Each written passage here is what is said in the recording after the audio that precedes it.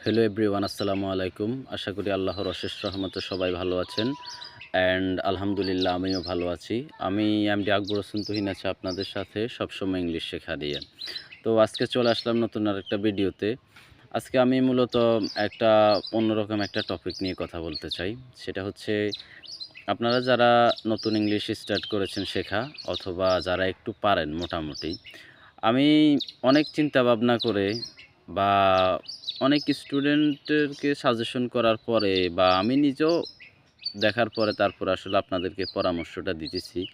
সেটা হচ্ছে আসলে ইংলিশ শেখার তো আসলে অনেকগুলা ধাপ আছে। তার মধ্যে একটা খুবই সুন্দর, সিম্পল, সহজ একটা উপায় হচ্ছে আ ধরেন ক্লাস 1 থেকে ক্লাস 5 পর্যন্ত যে ইংলিশ বইটা আছে, মানে অর্থাৎ গ্রামার বলেন, English for today, first paper যাই বলেন না কেন। মানে এই বইটা আসলে মানে খুবই ইম্পোর্টেন্ট এই ২ টা বই। এখন অনেকে বলবেন যে, "স্যার অথবা ভাইয়া আপনি আমাদেরকে সাজেশন করতেছেন, আমরা এখন 1 থেকে ক্লাস 5 পর্যন্ত বইটা পড়তে।"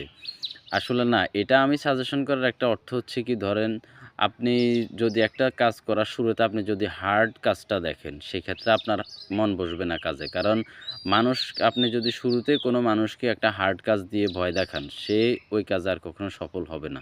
কিন্তু আপনি যদি হার্ড কাজও হয়, সেটা যদি আপনি ধীরে, ধীরে করেন, সেক্ষেত্রে মানে যে পারে না, সেও অনেক কিছু পারে, এটা স্বাভাবিক। তো আমি যতটুকু মনে করি আরকি, যারা ইংলিশ স্পিকিংয়ের ক্ষেত্রে নতুন অথবা যারা নতুন ইংলিশ শিখতে চাইতেছেন বা শিখতেছেন, আপনাদের জন্য ভালো একটা পরামর্শ হচ্ছে কি ক্লাস 1 থেকে ক্লাস 5 পর্যন্ত যে গ্রামার বইটা আছে, ইংলিশ ফার্স্ট পেপার আছে, আপনারা এইটা একটু মানি দেখার চেষ্টা করেন। আমি মনে করি, আশা করি আপনারা না বুঝলেও আপনারা মোটামুটি বুঝবেন। কারণ এই বইগুলাতে খুব সহজভাবে লেখা থাকে। কারণ এগুলা ছোট পোলাপানির বই। তো আজকে সবাইকে এ পর্যন্তই। সবাই ভালো থাকবেন, সুস্থ থাকবেন অ্যান্ড আমার জন্য দোয়া করবেন। সবাইকে আসসালামু আলাইকুম।